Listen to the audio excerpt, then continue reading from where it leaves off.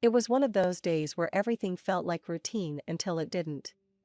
My name's Carol, and running a hotel pretty much sums up my life.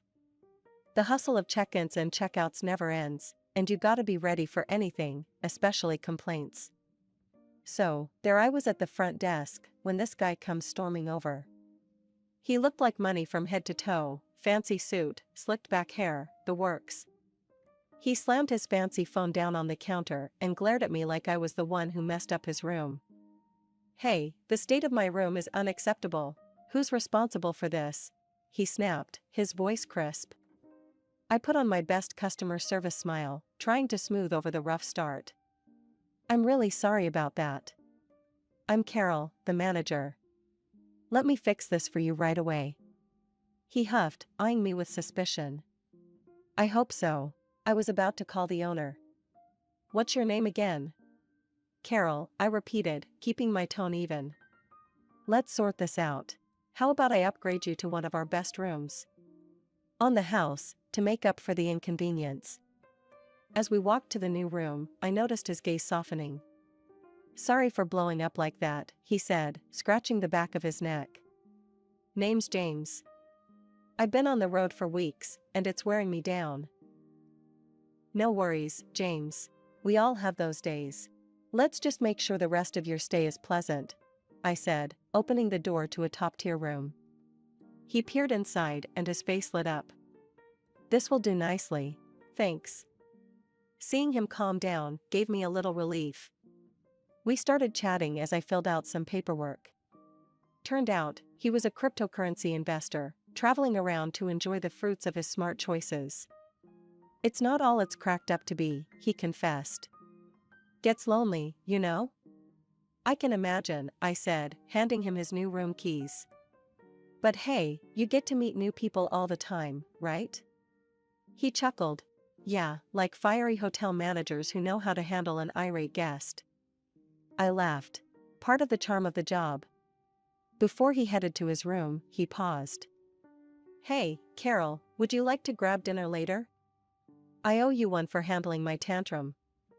I was a bit taken aback, didn't see that coming. But he seemed genuine. "Sure, James. That'd be nice." And that's how I ended up at dinner with a guest from my hotel, talking about everything from crypto to favorite pizza toppings. He was easy to talk to, laughed a lot, and didn't mind when I ranted a bit about my hectic day-to-days. After our unexpected dinner, James and I started seeing more of each other. It wasn't like any of those cheesy love stories, it was more real, more raw. We'd meet up after my shifts at the hotel, sometimes grabbing a late-night bite or just walking and talking until the early hours. One evening, we were at this little dive bar, the kind where everyone knows your name and the beer's always cold. We were tucked away in a corner booth, the noise of the bar a dull background hum to our conversation. James was picking at the label on his beer bottle, something he did when something was on his mind. "You know, Carol, I've traveled a lot, seen a lot of places, but it's kinda lonely, this road life." "Yeah?" I took a sip from my drink, watching him closely. "Why keep at it then? Why not settle down or something?" He laughed, a short, dry sound. "Settle down? And do what? Invest in real estate, get a dog, and mow the lawn on Sundays? That's not me." I chuckled, shaking my head. "Doesn't have to be that boring, you know." "But I get it. Freedom's hard to give up." We fell into a comfortable silence, just listening to the buzz around us. Then, without even realizing it, I started talking about my own life, more than I'd ever shared with anyone in a long time. "You know, after my folks died, it was just me and my little sister, Anna. Had to grow up fast, take care of both of us. I put everything on hold, her schooling, her life, it all depended on me." James turned to me, his expression serious. "That's heavy, Carol. Must have been tough, being thrown all that responsibility." "Yeah, it was hell. But what do you do, right? You play the hand you're dealt." I shrugged, trying to keep the mood from dipping too low. "But you've done well for yourself, managing a hotel and all." He was trying to lighten the mood, I could tell. I laughed, a genuine laugh this time. Yeah, I guess. Managing the hotel, handling the bills, and making sure Anna got a more or less normal life. He leaned in, his eyes intent. You're remarkable, you know that? Stop it, I swatted his arm playfully, but inside, his words warmed me, made me feel seen. So, what about you? You ever think about family? I asked, turning the tables on him. James shifted uncomfortably. Ah, family. That's a tricky one. Let's just say my folks and I don't see eye to eye. They have their empire, and I have my road. An empire, huh? I teased, bumping his shoulder with mine. Sounds fancy. He gave a rueful smile. Not as fancy as it sounds. More like a lot of expectations and golden handcuffs. We spent hours just talking that night. It was as if opening up to each other broke down some walls. I didn't notice the time until the bartender started putting chairs up on the tables. Things with James had been going surprisingly smooth. We'd spent weeks together. But he'd always kept a bit of distance when it came to serious stuff, like where this was all going. That is, until one evening when everything changed. I had invited James over to my place for dinner. It was the first time he'd seen where I lived, apart from picking me up for dates. He walked around my apartment, taking it all in. This is nice, really nice, Carol. Didn't figure you for living somewhere like this, he said, genuinely surprised. I laughed, spreading my arms wide. What, you thought I lived in a shack or something? After my parents passed, they left us pretty well off. Sold their house, bought an apartment for Anna, and I made the first payment on the mortgage. And this place is mine. James nodded, impressed. You've done well for yourself. Really well. The evening went on, and after dinner, we sat on the couch, a bottle of wine between us. That's when he dropped the bombshell. Carol, I've been thinking a lot lately, about us. I raised an eyebrow, my heart starting to race. Oh yeah? And what have you been thinking? He took my hand, his eyes locking on mine. I love you, Carol. I know I said I wasn't looking to settle down, but with you, it's different. I can't imagine being anywhere else but here. With you.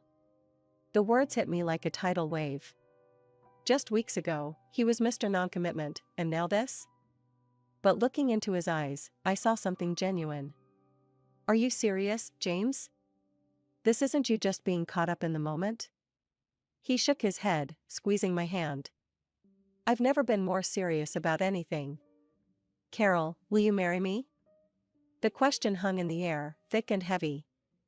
My mind raced, but my heart was already answering before I could think twice.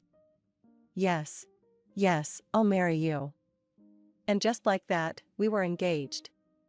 A couple of weeks later, James gave me a beautiful ring, simple, but elegant. It felt surreal, like stepping into a dream I didn't want to wake up from. James started talking about the wedding almost immediately. You deserve something spectacular, Carol. Let's throw a wedding that no one will forget, he said one evening as we looked over budgets and venues. I was hesitant when he proposed the financial plan. I was thinking, since I've got the contacts, I'll organize everything. You just provide the funds, say, $50,000? I'll cover the honeymoon in the most luxurious hotel in the world, and then we'll get a house together. The amount made me pause. It was a lot, most of what I had. But looking at him, filled with excitement, made me push my doubts aside. Okay, if you think that's best. I trust you, James. I transferred the money into his account, and he took over the planning. As I watched him throw himself into the arrangements, my heart swelled. Here was a man who had walked into my life unexpectedly, but now felt like he'd always been a part of it. I went to bed each night with a smile, thinking about how lucky I was, how perfect everything was turning out. As the wedding plans were picking up steam, I figured it was time James met my sister, Anna. She was the only family I had left, and her opinion mattered to me, even if she could be a handful sometimes. We decided to meet up at the local diner, where Anna worked as a waitress. The bell jingled as we walked in, and Anna spotted us right away, her face lighting up. "Hey, sis." Anna waved us over, then her eyes slid over to James. "And you must be the famous fiancé. I've heard loads about you." James flashed his $1,000,000 smile, stepping forward to shake her hand. "And you must be the beautiful sister I've been told so much about. You two could be twins." I rolled my eyes, feeling a mix of pride and annoyance. Okay, cut it out with the charm, mister." Anna laughed, but then leaned in with a mischievous glint in her eye. "So, James, are you as rich as they say? My sister sure knows how to pick 'em." "Anna," I hissed, embarrassed. She always knew how to push my buttons. James just chuckled, taking it in stride. "Well, I'd done all right for myself, but Carol's right, it's not about the money. It's love that really counts." Anna raised an eyebrow, looking impressed. "Smooth talker, huh? I like him." Over the next few weeks, James proved to be the perfect gentleman. He was charming, attentive, and never made me feel like he was anything but utterly devoted to me. He didn't even bat an eye at Anna's flirtatious antics, which was a relief. One day, in the midst of all the wedding chaos, my best friend Liz and I went to a bridal salon to pick out my wedding dress. The place was draped in silk and satin, a bridal heaven. As I was being zipped into one of the gowns, I heard a familiar laugh from the next booth. Curious, I poked my head around the curtain, and there was Anna, twirling in front of a mirror in a wedding dress. "Anna, what in the world are you doing in a wedding dress?" I asked, my voice echoing my bewilderment. She stopped twirling and gave me a crooked smile. "Oh, just trying some stuff on. You know, for fun." Liz, who'd come around to see what the fuss was about, chuckled. "Looks like someone's caught the wedding bug." Anna's laugh was stiff, not quite reaching her eyes. "Yeah, something like that. Let's just say I might need one sooner than you think." "What? Are you serious? Is there something you need to tell me?" I pressed, half amused, half concerned. "Just let it be a surprise," Anna said, her tone light but evasive. We all laughed it off, thinking she was just being her usual dramatic self.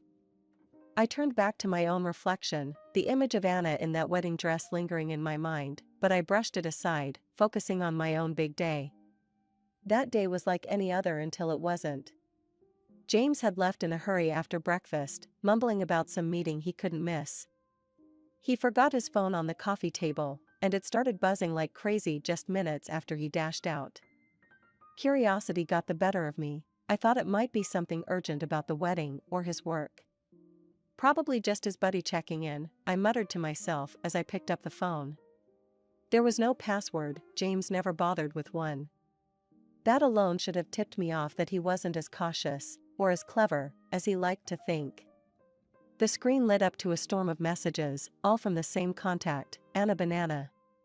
My heart sank a bit. Why is he texting Anna so much? I opened the messages, telling myself I was just being paranoid. But the words I read burned through the screen. "I can't wait to be with you forever," Anna had written. "Forget Carol, it's you I want standing with me." And James, the man I was about to marry, replied, "Soon, love. We just need to play along a little longer." She's so clueless, it's almost funny. I scrolled through more messages, each one a stab in the heart. They talked about the wedding, about me, about how they'd use my money to start their life together, once I was out of the picture. But the most disgusting thing is that Anna was pregnant by James. The room spun around me. I felt sick. My sister, my baby sister, who I'd practically raised on my own, was stabbing me in the back. And James, the man who'd promised to love and protect me, was the knife in her hand. An hour later, James came back, looking flustered. "Hey, babe, seen my phone?" he asked, kissing my cheek like nothing was amiss. I handed it over with a smile plastered on my face, the same one I'd worn 1,000 times before. "You left it here," I said sweetly. "Must be losing your touch, leaving your lifeline around." As he scrolled through his phone, presumably checking for missed messages, I watched him closely. Does he have any idea that I know? Does he even care? But James was oblivious, caught up in his own deceitful world. He laughed at something on his screen, and I felt my hands clench into fists. Laugh it up, James. Enjoy it while it lasts. Later that night, as we lay in bed, he was all smiles and plans for the future, our future. It's going to be perfect, Carol. This wedding, our life together. You'll see. I turned to face him, my heart a battleground of love and loathing. I'm sure it will be, I murmured, letting him pull me close. Absolutely perfect. As he drifted off, I lay awake, staring at the ceiling. The gears in my mind were turning, plotting, planning. I wasn't going to be the victim in this twisted play. They wanted a show? I'd give them one they'd never forget. But first, I had to act the part of the doting fiancé, just a little longer. The day of the wedding had arrived, and with it, a performance worthy of an award. The grand hall was filled with flowers, and our guests whispered excitedly, none the wiser of the drama about to unfold. Just as we were about to exchange vows, the doors at the back of the hall burst open. Anna, in a wedding dress, marched up the aisle like she owned the place. The crowd gasped, turning to watch her approach. She didn't stop until she reached us, pushing me aside with a dramatic flair. I'm the one who deserves to be here, Carol. Not you. I'm having his baby, she declared loudly, turning to James. Tell her, tell everyone. James let go of my hand and laughed, an ugly sound that echoed off the walls.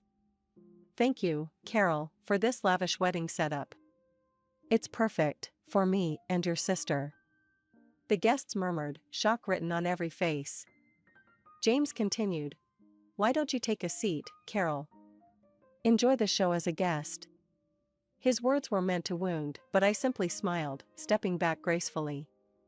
Of course, I wouldn't miss it for the world, I said, my voice calm and even. Their smug smiles faltered, confusion flickering as I walked away without a scene.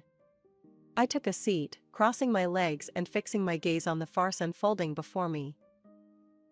As they turned to face the priest and made their own vows, another dramatic entrance halted everything once more.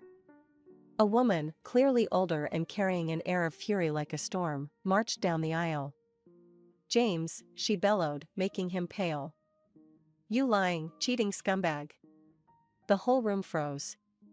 James's fake smile slipped, revealing a hint of the panic he felt as the woman stood before us all. I am his wife, and mother to his child, which he has conveniently forgotten along with the vows he made to me. Anna's face drained of color, her legs nearly giving out beneath her. She looked from James to the woman, then to me, a silent plea for help. I also have a little gift for everyone, I said, standing up. My voice carried clearly, every word enunciated with cold precision. James isn't just a bigamist. He's broke. A private detective confirmed he's drowning in debt, his investments failed, and worst of all, he's been stealing from his own family. The crowd erupted in whispers, the delicious sound of gossip and scandal mingling in the air. James's wife turned on Anna. And you? How dare you? She advanced on my sister, who stumbled back, tears streaming down her face. I watched, a bittersweet satisfaction settling in my chest. This was the culmination of weeks of pain and planning. Seeing them unravel, watching as their worlds crumbled, was a vindication, yet it left a hollow ache deep inside. The real wife's accusations continued, her voice sharp and unforgiving. He's left us nothing, and you think he'd build something with you? Wake up, girl. Anna sobbed, her dream wedding turning into a nightmare. James attempted to speak, to salvage some shred of dignity, but his wife slapped him hard across the face, the sound a sharp crack that echoed through the hall. Just as the guests began to process the shocking revelations, another pair of uninvited guests stormed through the doors, James's parents. The elderly couple looked every bit the part of disgruntled aristocracy, their faces etched with disbelief and anger as they took in the scene before them.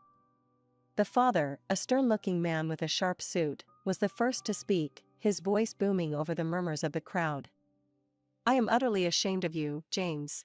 To think you could descend to such deceit, he bellowed, his gaze piercing his son as if trying to incite remorse with his words alone. His mother, a fragile-looking woman with tear-streaked cheeks, clutched a handkerchief tightly. "My son, how could you?" she sobbed. "This is not how we raised you. Deceiving these women, it's unforgivable." James stood there, his usual suave demeanor crumbled under the weight of public familial disapproval. He tried to speak, to explain, but his father cut him off. "You are no longer a part of this family's legacy. Consider yourself without an inheritance," his father declared, his voice cold and final. The room erupted into chaos once again, with guests pulling out their phones, likely capturing the downfall of what was supposed to be my dream wedding. In the weeks that followed, I took James to court. My lawsuit demanded the return of the $50,000 I had foolishly handed over for what was supposed to be our wedding. The evidence was overwhelming, and the judge ruled in my favor, ordering James to repay every penny. His lawful wife wasn't far behind with her legal actions. She sued him for emotional distress, deception, and sought alimony for their daughter. I attended every court session, a bittersweet feeling of vindication accompanying me each time I watched James face the consequences of his actions. Beside him, surprisingly, was Anna, who had chosen to support the man who had nearly destroyed me. One day, outside the courtroom, Anna confronted me. "He loves me, Carol. And I love him. We're going to get through this, no matter what you or anyone else thinks." I stared at her, the sister I once loved, now hardly more than a stranger. "Love? You call this love? He used us both, Anna. Open your eyes. He's a liar. But he's changed. He'll change for me. You just couldn't see the good in him," Anna retorted, her voice shaky yet defiant. Shaking my head, I felt a cold laugh escape me. "Good? There's no good in him, Anna. He's a con artist. And you're just another one of his marks." As I walked away, the weight of everything that had happened pressed down on me. The lies, the betrayal, the court battles, it had all taken a toll. Yet, there was a strange sense of closure. The man who had vowed to love me had shown his true colors, and I had exposed them for the world to see. The final chapter of the saga with James closed not with a bang, but with a ghostly silence as he slipped out of town, leaving a trail of broken promises and debts behind him. He had managed to settle his dues with me and his legal wife, perhaps thinking it would cleanse his slate before he vanished. But the true mess he left was with Anna, my sister, who found herself alone and pregnant. A few weeks after James' disappearance, Anna came to my apartment. It was the first time we'd seen each other since the courthouse drama. She stood there, a shadow of her former fiery self, eyes downcast. "Carol, I need help," she began, her voice quivering. "He left me, and I'm going to have his baby. I have nothing." The old me, the one who had raised her, might have caved, might have opened the door wide and let her back into my life without a second thought. But too much had happened. "You have the apartment, and you'll have the baby. That's a start. You're not on the streets, you're not helpless." "But I don't have any money, Carol. The bills, the baby. I need support." I shook my head, the decision firm in my heart even as it ached to see her like this. "You made your choice, Anna. You can make another now. Figure it out, like I had to when Mom and Dad died. Like I did when you stabbed me in the back." She sobbed, covering her face with her hands, her body shaking. "I never meant to hurt you. I thought I was in love. I really did. Love doesn't lead you to betray your family. Love doesn't make you a spectator at my humiliation. You didn't love me enough to stay away from him, to come clean before everything fell apart." Anna looked up, desperation written all over her face. "So, that's it? You're just going to turn me away?" "Yes, that's it. You're going to walk away from here, and you're going to take care of your child. Alone. Like I took care of you." Turning back into my apartment, I closed the door on her cries, a final, echoing slam that sealed my heart along with it. It was the hardest thing I had ever done, but necessary. Life after that day resumed with a quiet normality I hadn't realized I'd missed. I threw myself back into my work, took up old hobbies I'd neglected, and slowly rebuilt the independence that had always defined me. As for Anna, I heard through family friends that she had her baby, a little girl. They said she was managing, getting by. I hope sincerely that she found her way, found strength in her role as a mother, strength she hadn't found as a sister.